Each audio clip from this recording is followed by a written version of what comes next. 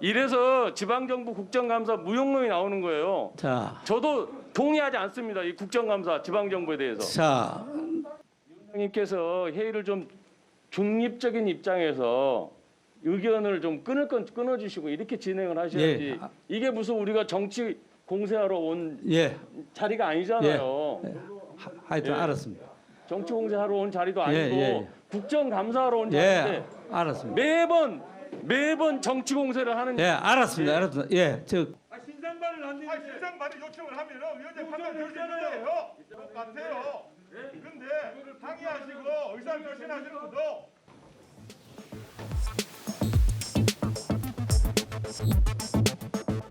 이게 무슨 제야의 정치는 거 기다리는 것도 아니고 국정감사의 17분 전 국정감사라는 것이 국민을 대신해서 국가 정부를 적극적으로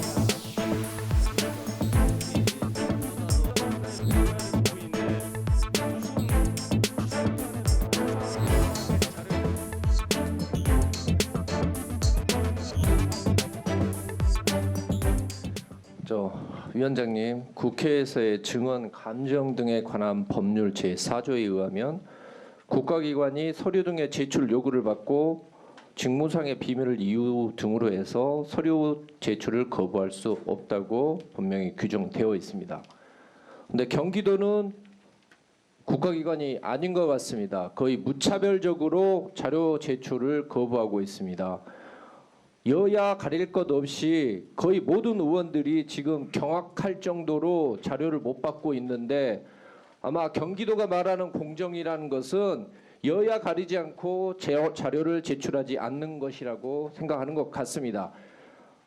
저 본 의원이 정말 경악했던 것은 저희 의원실에서 9월 13일 날 요구했던 자료를 바로 국정감사일인 오늘의 바로 전날인 어제 23시 43분에 보내기도 했습니다.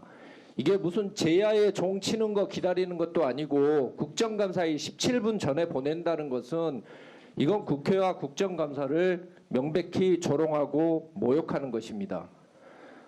위원장께 정식으로 요청을 하겠습니다. 국회에서의 증언 감정 등에 관한 법률에 따르면 법률 제4조 2에서 국가기관 등이 서류 등의 제출을 거부한 경우에는 주무부 장관에게 위원회에 출석하여 해명하도록 하고 관계자에 대한 징계 등 필요한 조치를 요구하도록 하고 있습니다. 행안부 장관에게 해명하도록 하고 경기도지사에 대해서 징계 조치를 요구합니다. 또한 동법 12조 1항에서는 정당한 이유 없이 보고 또는 서류 제출 요구를 거절한 자에 대해서는 3년 이하의 징역 또는 1천만 원 이상 3천만 원 이하의 벌금에 처하도록 하고 있고 동법 제15조에서는 이런 경우 반드시 고발하도록 하고 있는 강제 조항입니다. 위원회 이름으로 김동영 경기도지사를 고발할 것을 요청합니다. 지사님, 먼저 자료 요구부터 먼저 하겠습니다. 뭐 여러 가지 얘기들이 있지만 지사님 취임 이후에 별정직 공무원 채용 현황, 두 번째 2018년에서 2022년 6월까지 경기도 보유 법인카드 현황, 세 번째 2017년에서 2022년 6월 경기도 업무 추진비 지출 현황. 지사님, 예, 제가 말씀드린 요 세 가지 사항은 모두 답변이 아마 아까 우리 김몽호 의원도 말씀하셨겠지만 국감국정법에 따라 가지고 국가위임 사무나 국가보조금 등 예산 지원하는 사업에 해당하지 않는다 이래 가지고 이 자료를 못 주겠다 이렇게 답변이 왔습니다. 근데 알다시피 국정감사라는 것이 국민을 대신해서 국가 정부라든지 지방 정부의 업무 현황들을 파악하고 잘못된 점을 지적하고 대안을 만드는 자리인데 이런 자료들이 없으면은 무슨 수로 파악을 하고 대안을 또 제시할 수 있겠습니까? 네, 이성만 의원입니다. 이제 국정감사에 있어서 자료 요구는 이제 필수적인 것이고요. 그리고 이런 자료 요구에 대해서 피감기관은 당연히 성실히 응해야 됩니다. 다만 그 내용에 대해서 우리가 따져야 될 부분이 한 두 가지가 있다고 생각이 돼요. 첫 번째는 모든 자료 요구를 다 주어야 되는가?